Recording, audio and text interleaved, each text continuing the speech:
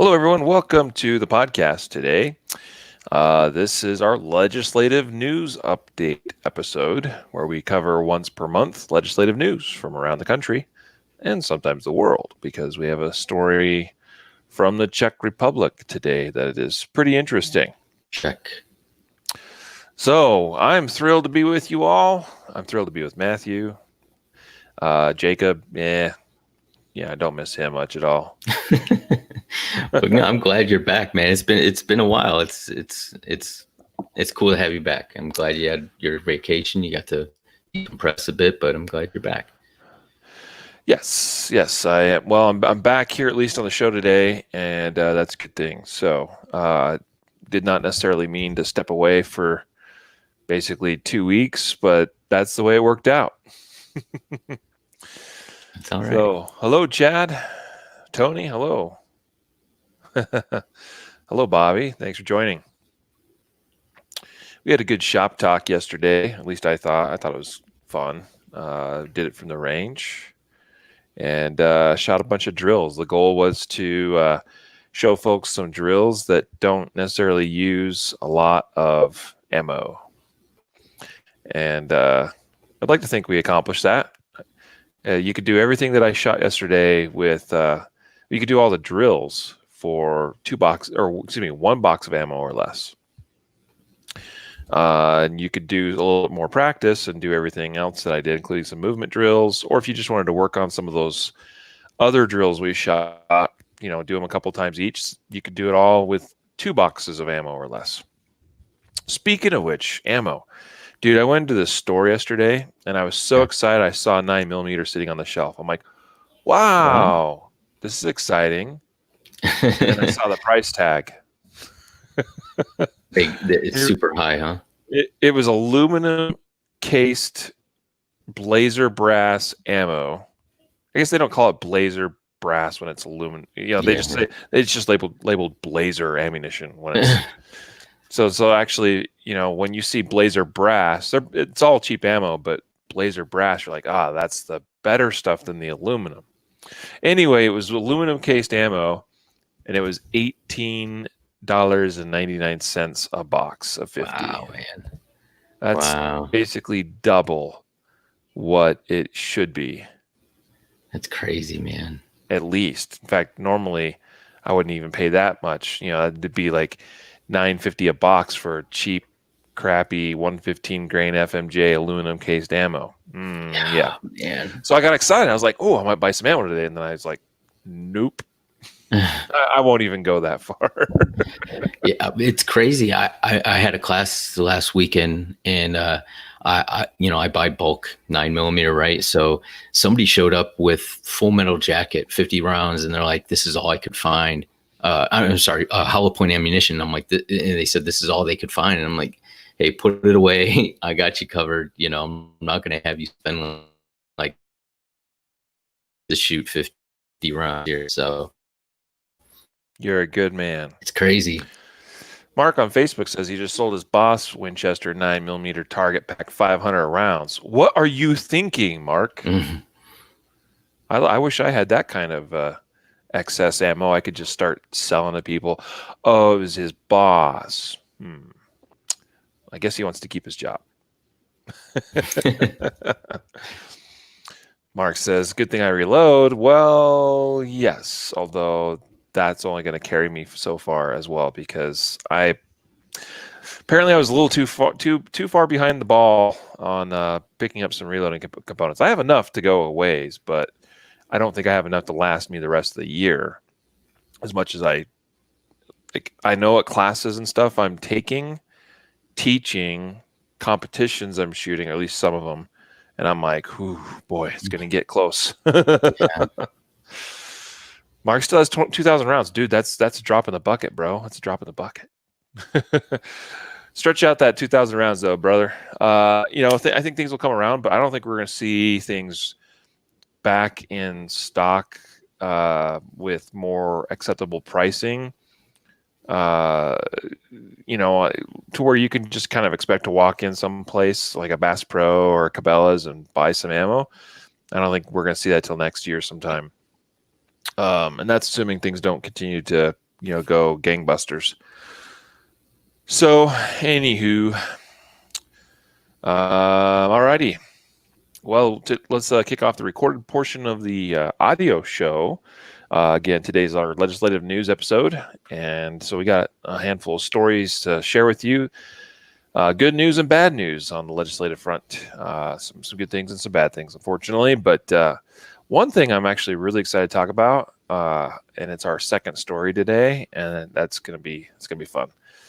So let's do it in 3, 2, 1. This is the Concealed Carry Podcast, episode number 433. And welcome to the Concealed Carry Podcast, part of the concealedcarry.com network.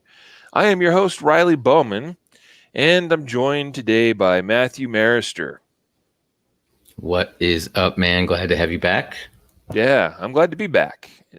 I'm actually still away from the headquarters there for a bit longer, but had some repairs that need to be made to the vehicle before I could travel back. And but here we are, and through the power of the internet, we're able to do the podcast. Yeah. So, and I took off for a couple weeks, and I came back, and Graybeard has disappeared. Yeah, dude, had to go. It was its expiration date hit, and had to do it. And now instead of Graybeard, we have Gray Goat. Yeah, Gray Goat. I don't think there's any of those, so I can trademark it, I think. Gray Goat. That I was waiting all this time to say that.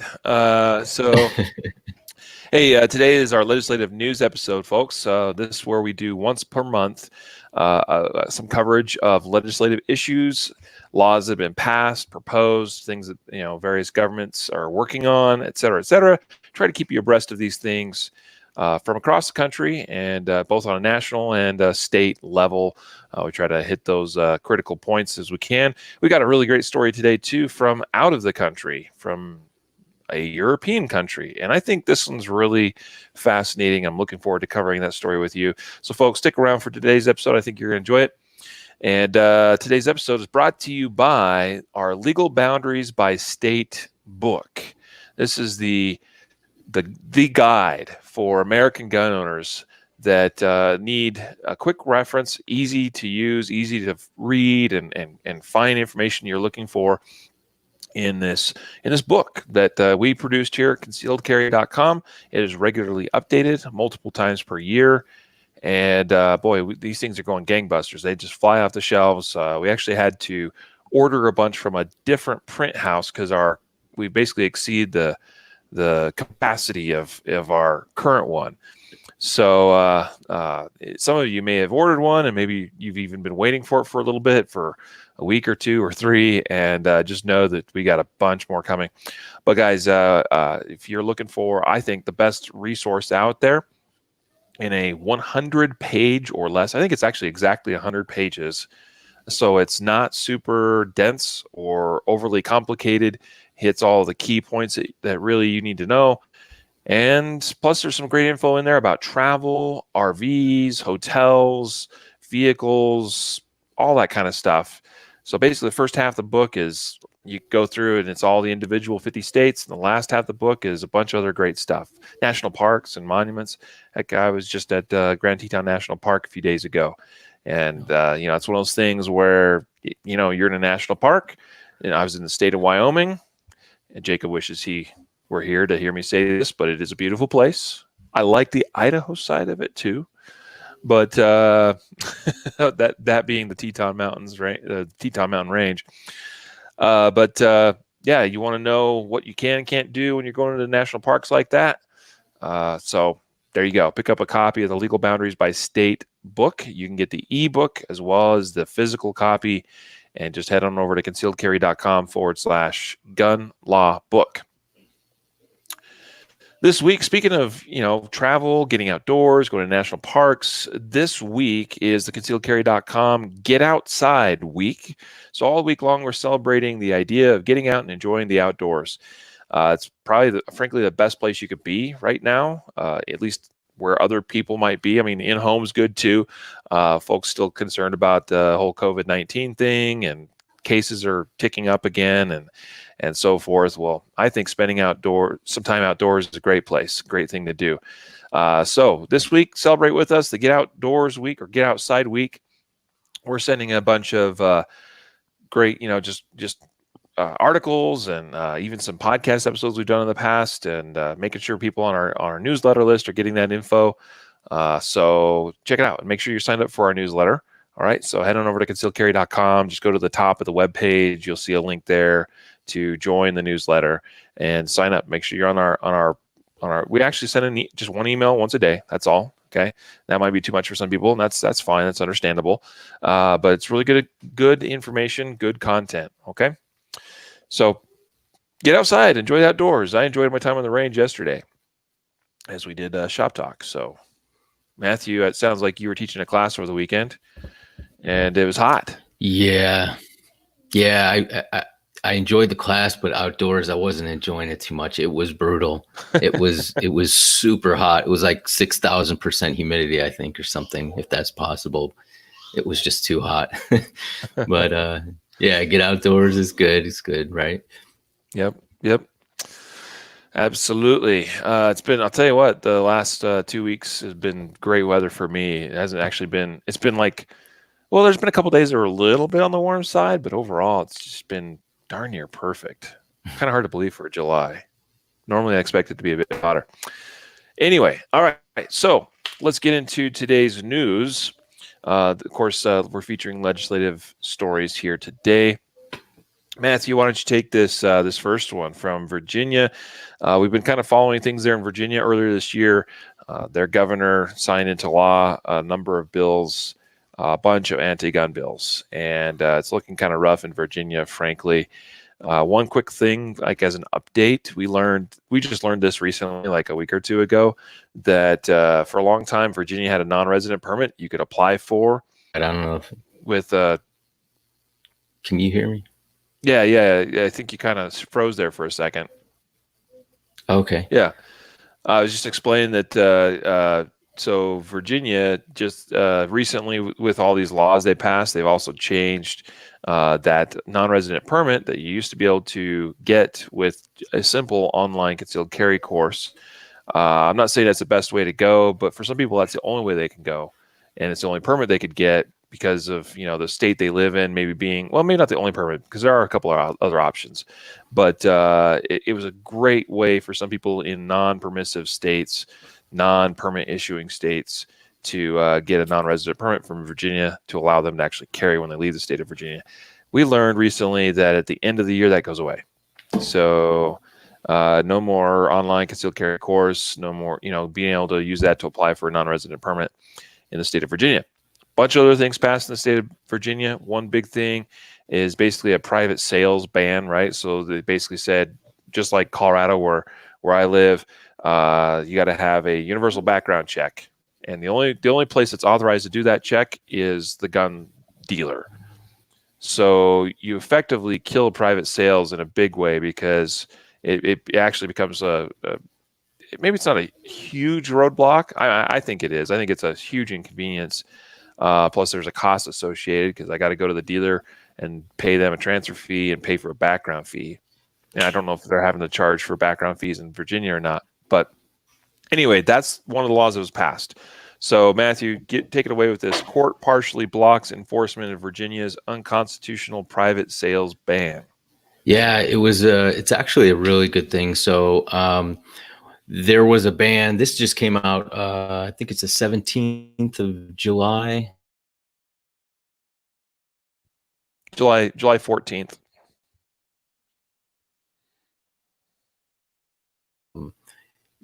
Purchasing firearms and having to go through a FFL, like Riley was saying, like there were no private parties transfers. And so the argument was that this effectively eliminates the ability for anybody aged 18 or 19 or 20 to be able to defend themselves. because it forces them to go through FFL, and you can't purchase a handgun if you're under 21 through an FFL. So it was a really good, or even transfer. right, like, even transfer, right. So like, because the FFL has to follow federal law, Mm-hmm. they're bound by their license that they can't handle a transfer for somebody under the age of 21. Exactly. So, a lot of states like Virginia, like Utah, like Colorado, a lot of states, actually, it's legal in those states for someone under the age of 21, so between 18 and 21, to possess or even purchase privately a handgun. But anyway, this gets rid of that. So go ahead. Yeah, no, and it's a pretty smart argument on his face, right? Because the judge even says that the Virginia law actually defines what is an adult, right? And they define it as anyone 18 years of age or older, because the argument, the pushback was, well, hey, they're not really adults. 18-year-olds old aren't adults in the eye of the law. And the judge is like, no, we've already established that in Virginia, we recognize an 18-year-old as an adult. They therefore have all the other rights that are afforded to them as an adult, being able to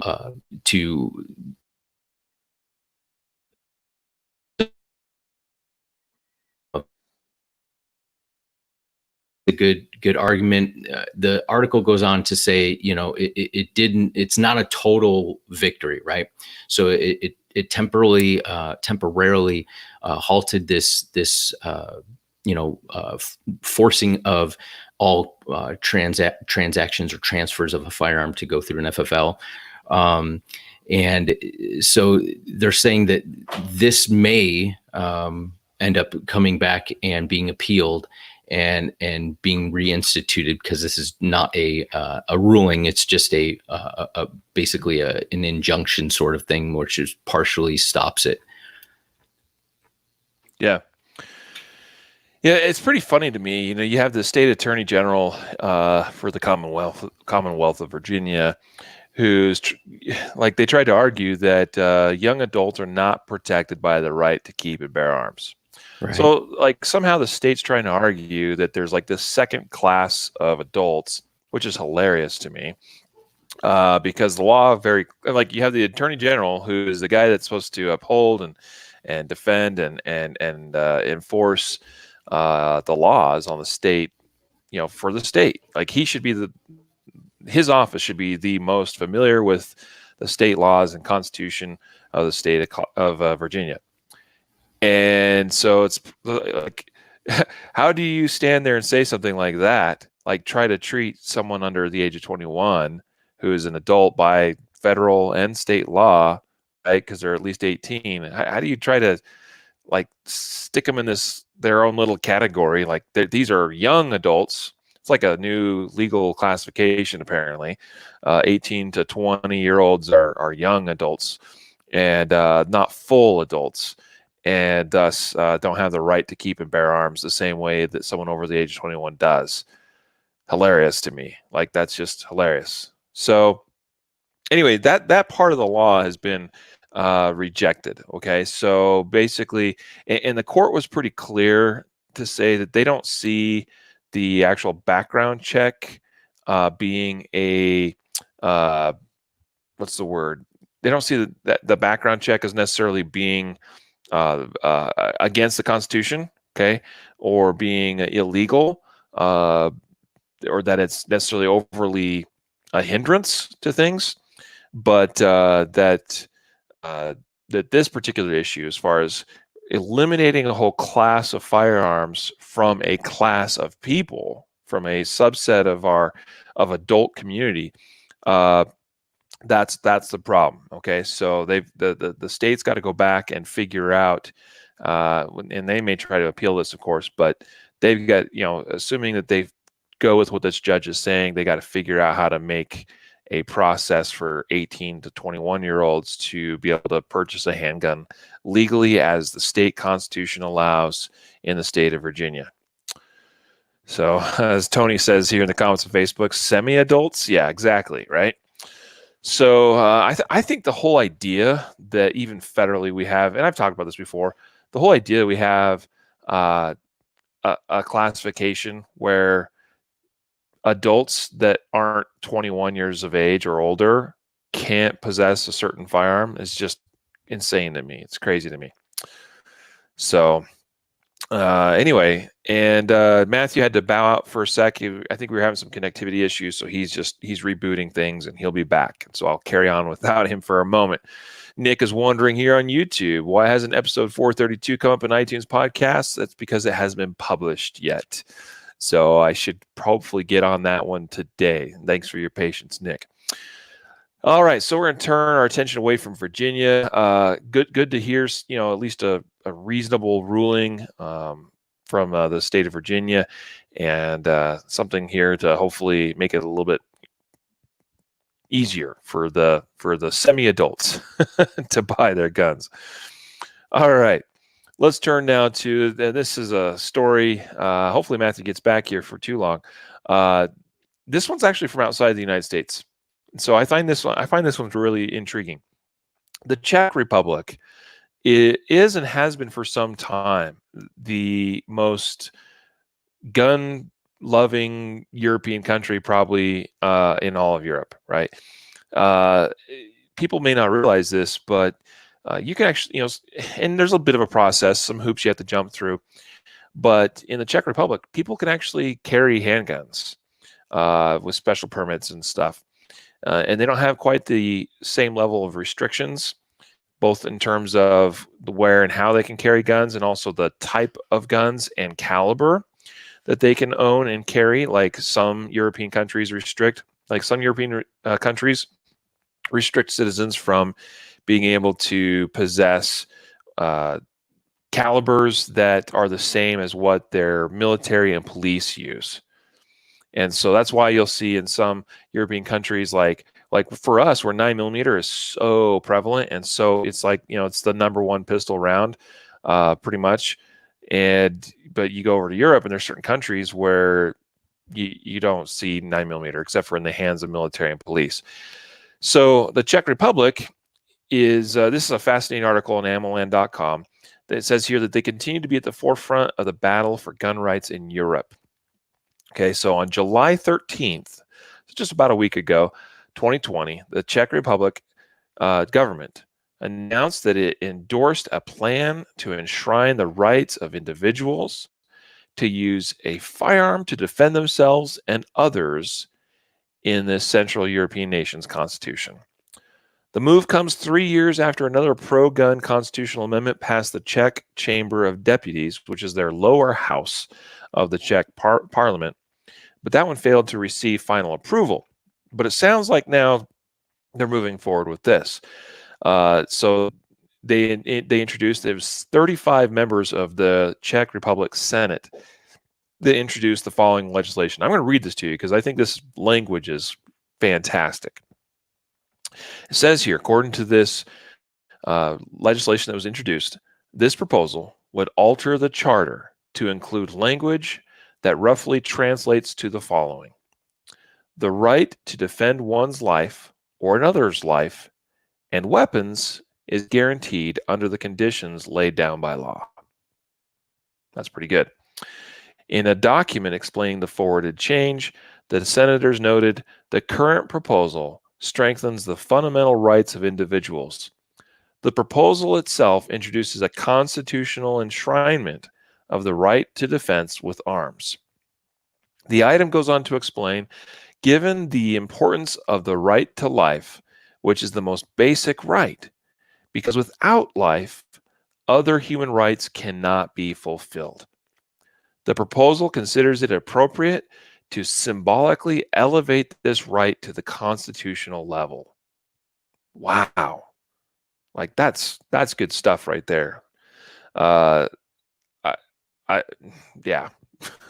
I wish more people would understand that statement right there, that the right to life is the most basic right, because without it, no other rights can exist. Gun rights are human rights. And the right to possess any weapon, regardless if it's a firearm or not, the ability to possess something which enables you to defend yourself, your loved ones, or anybody else that is innocent and is deserving of defense, that should be unquestioned, because nothing else matters if we can't, on a basic level, defend life. Now, I know most of you listening get that, but man, this is so exciting to me to hear how a European country and their government is recognizing that. This comes, it says actually, according to a European news source, Euractiv, the Senate proposal came about in due part to a grassroots gun rights effort, akin to those that have made Second Amendment supporters such a political force in the U.S. Pro-gun activists presented senators with a petition that had over 100,000 signatures in support of greater protection for gun rights. According to a report from the Czech news agency, the Czech government was expected to remain neutral on the self-defense amendment, but changed its position after an intense debate. The proposal earned the support of Czech Defense Minister Lubomír Metnar, who cited security developments as a reason to back the measure. This, there's been terrorist attacks, obviously, in Europe. There was a terrible one in Paris, a number of years ago now. What was that, 5-6 years ago? November 2015. There it is in the article. So talking about security developments, and where you have some nations, like France, trying to make things more difficult for people to possess and obtain and purchase and own firearms. You actually have the entire European Union trying to make things more difficult. We actually reported not too long ago a story about how there was some pressure from the European Union against Switzerland, because Switzerland is also fairly good in terms of gun rights and how regular citizens can, possess guns more so than they can in other European countries. So where you have some European countries, France, Germany, and also the entirety of the EU going this direction, you've got the Czech Republic going, no, that's not the answer, guys. That's not the answer. None of the guns used in the most recent gun-related attacks in Europe, I'm sure, were obtained legally or by any legal means. So laws are moot in that respect. We have Matthew back. Hopefully his internet's working a little bit better.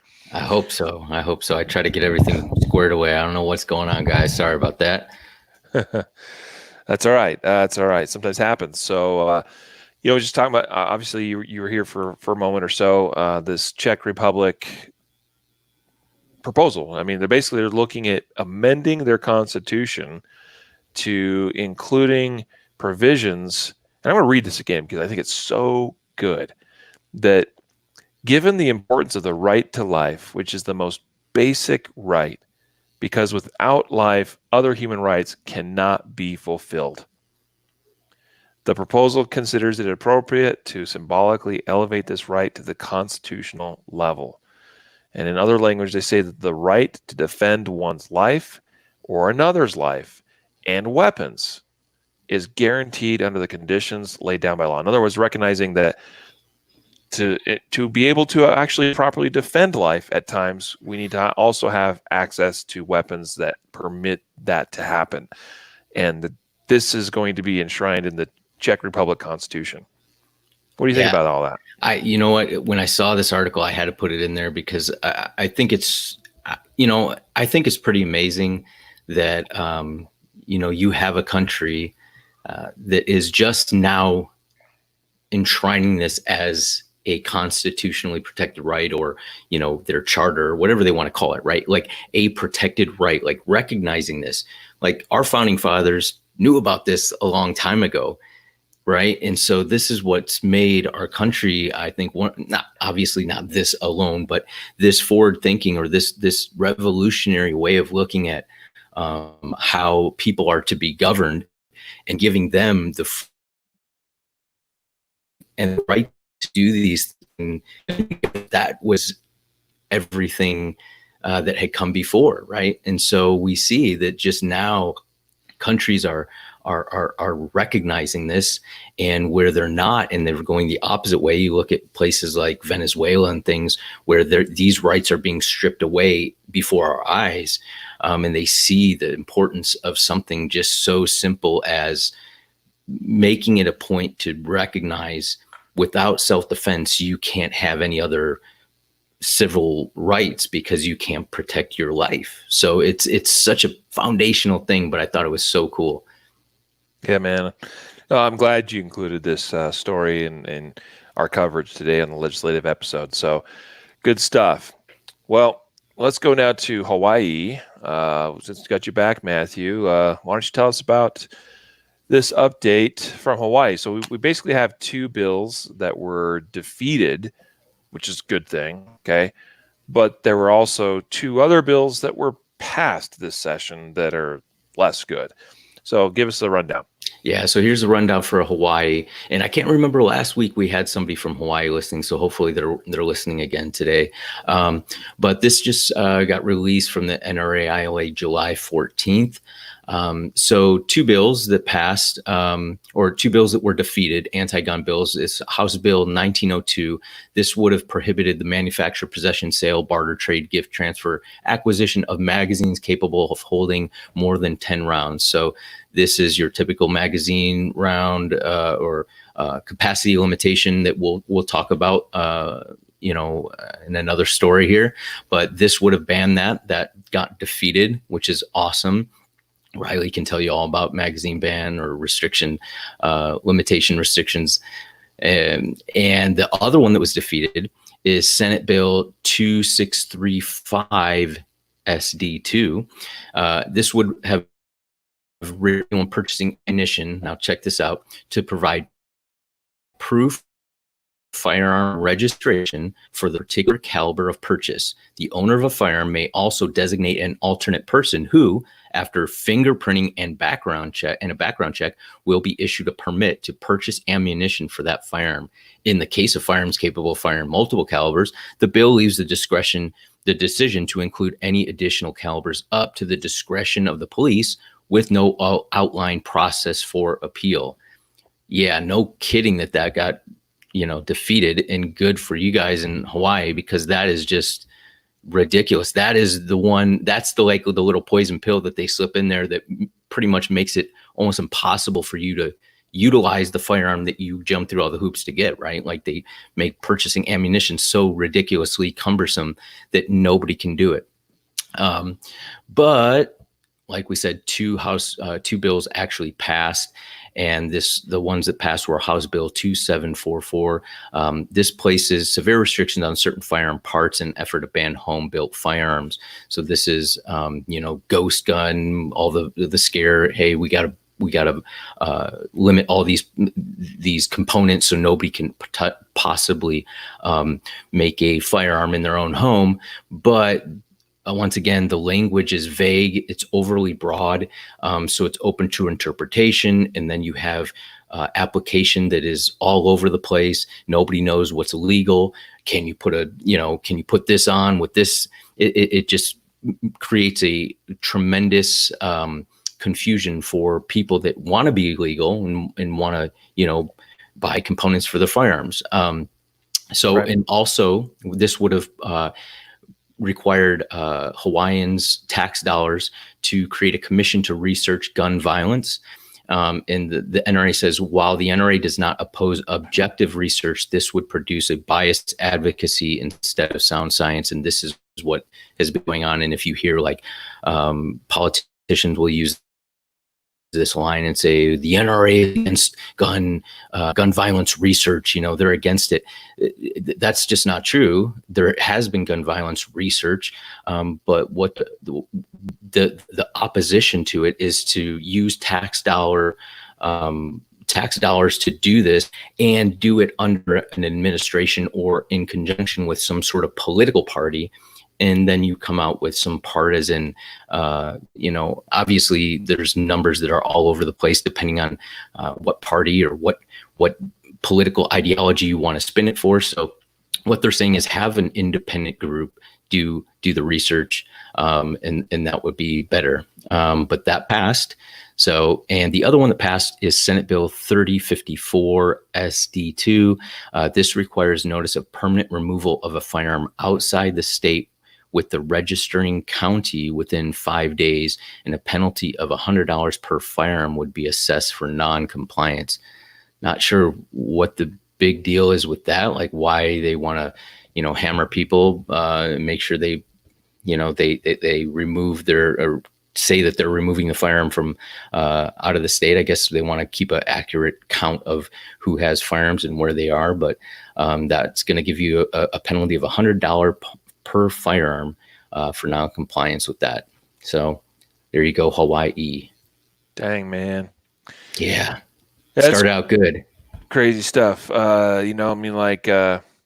the whole thing with the ghost gun thing, right? So like manufacturing or building your own firearm, that's a thing that has been an important staple of American gun ownership since the beginning. Even with all the laws we do have, what's regulated is when someone builds firearms for commerce purposes, right? But you can build your own firearm, right? You don't even have to put a serial number on it if it's for your own personal use. So, and like you said, you talked about how the language is very vague, very broad, and could potentially get some people in trouble with things that we wouldn't think would be an issue. But you never know with these kind of things. There's always unintended consequences. And violation of this new law comes with felony penalties. So this is pretty serious stuff. Unfortunate news out of Hawaii to see that pass and what it means for Hawaiians. So I don't know. Good thing we got the mag capacity thing shut down, and the whole ammunition thing. Man, that's kind of bizarre. Yeah. I think. So yeah, you got to show proof that you want to buy 9mm ammo. Well, do you own a 9mm? Man, crazy. All right, man. Thanks for the rundown on that. All right, let's turn now to the Trump administration. So some national, and also this has international implications, but some national news here. The Trump administration lifts a ban that has existed since 2002 on silencers being sold to private foreign buyers. Now, keep in mind that this restriction, this was a State Department regulation, basically, that shut down the ability for American-based companies to manufacture and sell to private foreign entities suppressors. And because, in the 2002, we're just beginning this global war on terror, right?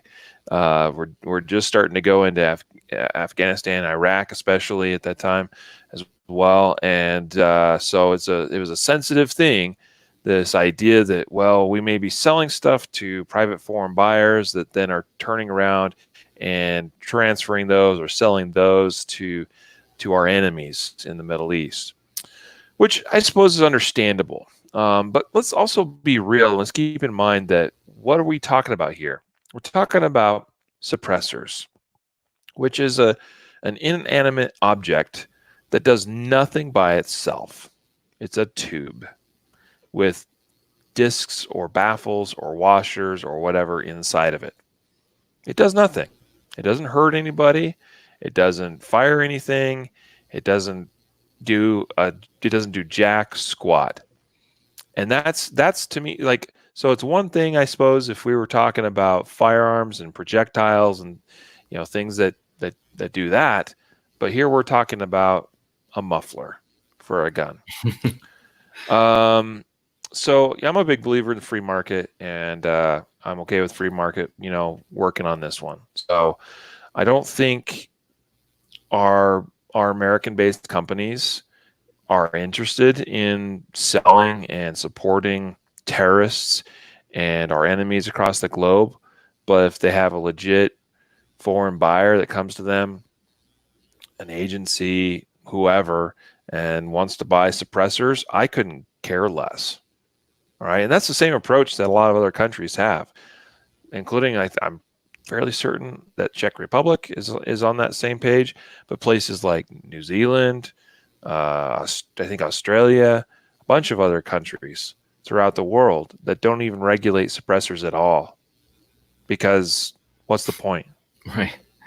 Yeah, I'm hoping this is kind of some writing on the wall for future, like to kind of destigmatize the suppressor, right? I'm hoping this is kind of like those baby steps. It's like, hey, let's realize that this isn't this boogeyman, right?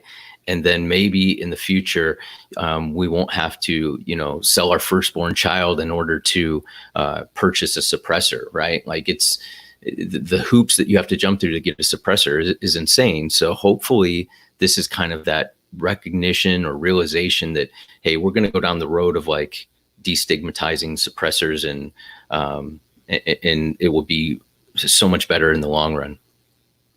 Yeah. Yep. So, the craziness of all this here in the United States is that we had this mass shooting in Virginia Beach, 2 years ago now or so. Mm-hmm. And, the shooter supposedly in that used a suppressor, right? And so immediately you saw this uptick in calls for suppressors being made more illegal, or at least not turning back some of this legislation that has been in place since the 1930s, making it really difficult to acquire suppressors legally. And so we go that way with that, as far as, we're trying. Here we are because of one incident in the United States. It's extremely rare that suppressors are used in crimes in the United States. And even if they are, it's irrelevant. It really is irrelevant. I think if I recall correctly, there was someone that was there at that Virginia Beach shooting that said, well, because of the suppressor, it made his gun sound like it was a nail gun. But I think the person that said something to that effect wasn't even in the same room. And here's the thing. If anybody knows anything at all about gunfire, particularly within a building, or if you're inside and the gunfire is outside, stuff starts sounding really. Things start sounding really differently when you start mixing in enclosed spaces, walls, insulation, stuff that I've heard very similar statements by other survivors of mass shootings where a suppressor wasn't used at all. In fact, maybe something like an AR-15 was used, which is substantially louder in an indoor setting, but you're several rooms away and it sounds probably like a nail gun, right? Because people are in denial, and people also may not interpret things because of that denial and because of stress and everything fully accurately as well. So anyway, suppressors, they should be legal. They should be readily available. Hearing protection, that's a good thing, and that's what they do. All right, we've harped on that enough. We're preaching to the choir. We got one more story though, Matthew. I'm the Colorado guy, but tell us about this update from Colorado. All right. Well, I teed this one up for you because I figured it'd be right up your alley. But I'll have plenty to say about it. I'll keep my analysis brief then. So the Colorado Supreme Court on Monday, and this came out June 29th. So this is almost a month ago. Upheld the state's 7-year ban on gun magazines that hold more than 15 rounds of ammunition. So that's the magazine limit capacity limitation law that we're talking about in Hawaii as well. What I'll just mention really quick, obviously this has been going on for 7 years. Riley, you'll comment on how effective the law is in application. But basically this upheld it. The judge writing the court's opinion said the ban is a reasonable exercise of the police power that has neither the purpose nor the effect of nullifying the right to bear arms in self-defense. They went on to say, or this is the Colorado Attorney General, Phil Weiser, who isn't any wiser, he defended the law and said the large capacity, which whatever that means, large capacity, I guess 15 rounds is large capacity magazine law will decrease. He doesn't say that it may. He asserts that this will decrease the deadly impacts of mass shootings by reducing the number of people who will be shot during a mass shooting incident, and it will save lives, period. It also honors Coloradans' right.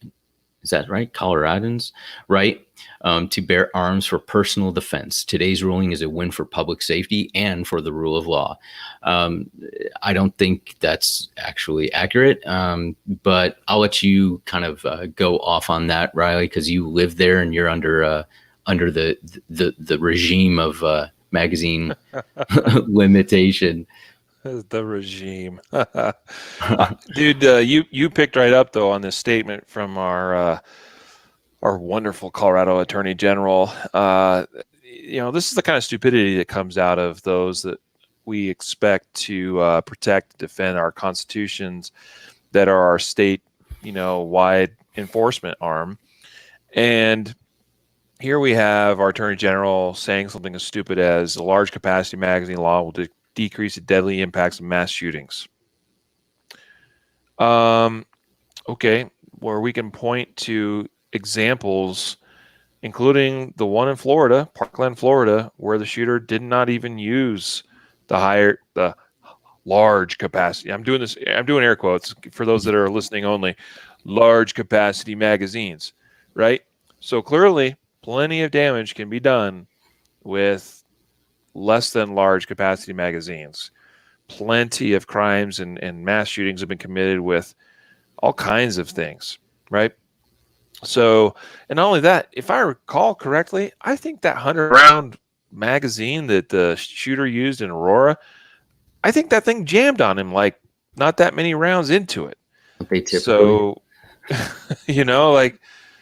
that became the catalyst for, that it is the Aurora Theater shooting that led to the laws that we currently have. We all panicked, we knee-jerked, and we went, we got to pass these laws. We ended up with, I think it was 4 statutes passed: universal background checks, magazine capacity limitations, right? All this stuff. Craziness. The interesting thing, I don't think Governor Hickenlooper at the time wanted to really sign some of those bills into law. I think specifically on the magazine one, especially, he was a little bit lukewarm. At least that was my interpretation of the situation. But apparently, and this was a joke. He said that one of his staff committed his office to signing the law. Dude, are you not like the governor? Yeah, right. Can you not just be like, you committed me to something that I'm not going to be committed to, and I'm the governor. Guess what? I don't have to honor that commitment. You know what I mean? Like, this was our governor, though, for 8 years in the state of Colorado. The dude was, let's just say, he's not a natural-born leader. He really isn't. And now he's trying to run for U.S. Senate because apparently he thinks he can do some good there. Well, yeah. Anyways, we typically I don't like to get particularly personal on the podcast, especially with politics, but that is the state of things in Colorado. And unfortunately, the state Supreme Court did not go our way on this one.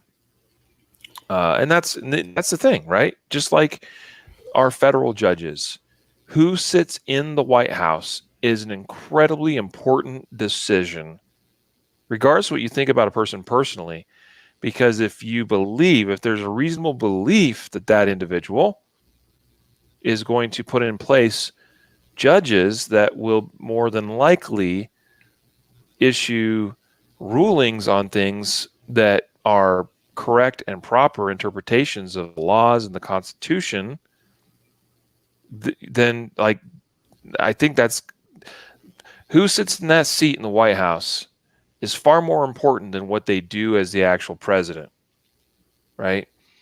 The implications last for generations. Those people that they appoint and select to those judges' seats, and the same is true on a state level. We have a state Supreme Court in Colorado that is anti-gun.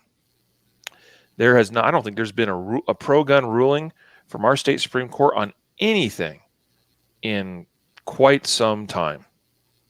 I remember the judge Marquez, I think, Marquez, Justice Marquez. She was put in Supreme Court not that long ago. I remember that, and I knew this is where it was going to go.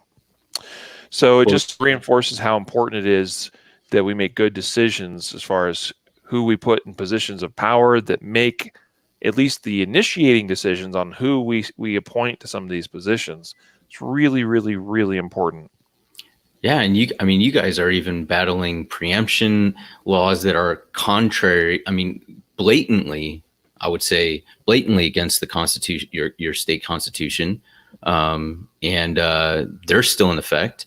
And I mean, we've talked about this on other episodes, and we've talked personally about how the application of this magazine limit ban is not even really being. It's the walk around is so easy in order to get these magazines that it doesn't have the effect that what these people. It's just making it overly burdensome for people like Magpul that had to leave the state, or for people selling magazines that have to jump through these hoops. But it's ridiculous, and it's not doing the intended purpose or the purpose it was intended for. Yep, you got it there, brother. Well, anyway, we'll keep following some of this stuff along. I don't know whether this one's going to go any further beyond the state Supreme Court or not. I think our best chance here in the state of Colorado is to elect better people to our legislature, to the governor's office, and other positions of power, like attorney general. Okay. So, because, at one time we had a pretty decent attorney general, even when we had a lot of these other wackadoodles in other places in the state. But this last election was not kind to us in the state of Colorado. And it seems like it's only getting worse. So, I pray for my home state. Yeah, we'll just have to keep fighting the good fight. And that's true of all of you, wherever you are. Even if you're in a state that you think is a safe state as it relates to the Second Amendment, be careful, be cautious, okay? Because things can change very quickly, and some things sneak through. And sometimes it's easier to get things through when people aren't paying attention, because people are lulled into complacency because they think they're safe, right? I said home state a moment ago to Colorado, meaning that is where I live. My true home state of Idaho is a pretty safe state in terms of the Second Amendment. But I don't fall asleep at all at the wheel with that in mind. Okay, because I promise you, things can change, things can go against the Second Amendment very quickly. All right. So to those of you in Hawaii, Virginia, elsewhere, with various issues pending, or if there's an opportunity. So in the case of, I think, was it the Hawaii story? I think the governor hasn't yet signed those two bills that were passed. Right. So in all honesty, it's likely he's going to sign those. Governor Ige, I think his name is. But get out there and start writing his office, calling his office, communicating to him your support against those bills, right? Let him know that he should not sign those bills into law. All right. You still have some time to do so. So get after it, get active, participate. And that, honestly, I think that's the most important thing we can do, politically speaking, as gun-loving, Second Amendment supporters, is to just be active in talking with and having conversations with those that represent us. All right, that is where I think hearts and minds at least have a chance of being changed and won. So that's it. We can't be complacent. That's all I got to say about that. Matthew, any last comments? No, you hit everything on the nail on the head, right? Like stay vigilant, stay aware, be engaged in politics locally, not just nationally, but be engaged in your local local politics. And I know politics sucks and nobody really wants to, sift through all the garbage that comes out of these people's mouths and to find out what's actually truth. But be engaged, because without it, you're left to the whim of these people and whoever's the special interest groups that have these people's ears. So, that's what we have to do. Yep. That's right. Awesome. All right. Well, good stuff here today, Matthew. Let's get now to, before we wrap things up, we got a little giveaway we got to do. Yeah. We're giving away a concealedcarry.com walk softly and carry a big stick t-shirt. It's one of my favorites. Yeah. You normally would. Yeah. Got the American flag with an AR on it, with a standard capacity magazine in it. Yeah. And a great quote from President Theodore Roosevelt, right? Regardless of, some people have positive thoughts about him and negative thoughts about him, but that quote, I think, is a true quote, right? Yeah. Speak softly, carry a big stick. We selected that for this T-shirt because it embodies, I think, in a very simple statement, how we should be as concealed carriers. Because the speak softly means that we strive to not get engaged in conflicts. We strive to de-escalate, right? That we don't instigate things. Just recently there was another one of those road rage shootings. This started out as a situation because somebody gets offended that they got cut off, that somebody was speeding, whatever it is. They did something to you and you feel affronted by that. And so it goes both ways, where it might just be you expressing your displeasure at them, and that prompts them to then do something even crazier and reckless and dangerous, right?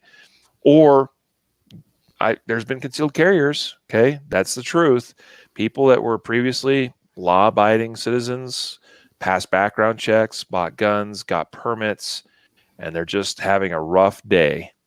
And they cross a line and make a life-changing decision and choose to present a firearm. I think sometimes the thinking is, well, I'll just show my gun here, and I've got my gun, and that'll get you to back off or whatever. And you just, threaten somebody essentially with that gun. So anyway, speak softly, right? But then carry that big stick, meaning have the stuff to back it up, right? And that is the whole, our whole statement at the end of the show about training right, train often, trade safe, fight hard, fight fast, fight true. That's the big stick part. Yeah. Right. Prepare yourself. Be ready. Yeah. If it's possible, be peaceful with all men, right? Like as much as you can, right? And there is a time when people, you need to be violent and defend yourself and defend others. But as much as possible on your part, be peaceful with everybody. Yep. Yeah. Well, one lucky person winning a Big Stick T-shirt today. So, Matthew, do you have the names pulled up, ready to yes, sir, draw one randomly? I do. Okay, here's a drum roll.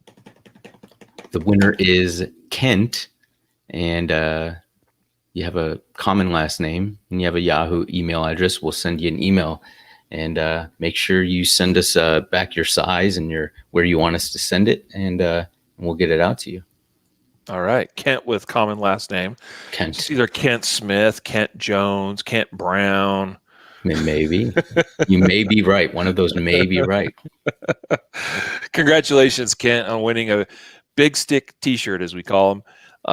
They're valued at about, 20 bucks or so, 20 something. I think maybe 25. It's good prize. Next week, we're giving away an SSP Eyewear $50 gift card. We've given many of these away over the years. We're kind of partners with SSP Eyewear, and we love giving away these $50 gift cards because they go a long ways in getting some decent quality eye pro for the range or whatever. Heck, I've got some of theirs that sit on my workbench when I pull out the angle grinder or something, and SSP Eyewear is what goes on the face. So that's all I have. Make sure that you sign up weekly for our weekly, because it's a fresh giveaway every week, and we clean out those names, and so you can't just assume just because you signed up last week that you're still signed up this week. Make sure to go to concealedcarry.com/podcast prize and sign up weekly and share it with your friends and family for extra entries as well. And I think also included in that is signing up for our newsletter, and that gets you an extra entry as well. I seem to recall that's the case. Either way, we hope that you're on our email list, because this week we're sending out a bunch of great content about getting outdoors and enjoying life outside. So this week of Get Outside Week, it'll be a good time. So make sure you're on our email list. Make sure you don't miss that great content, and also some special deals and offers here and there. And this week's episode was today's episode is sponsored by the Legal Boundaries by State book that we sell on our site, that we publish, and we're really proud of. It's a great resource for the responsible American gun owner. Pick up a copy today at concealedcarry.com/gun law book. Well, that's a wrap of another episode. Thanks for being here. Thank you, Matthew. Gray Goat. Yeah, thank you. Thanks to all you guys being such loyal listeners. It's awesome. Yes, sir. Yes, sir. Well, with that, a reminder to train right, train often, and train safe so you can fight hard, fight fast, and fight true. Take care.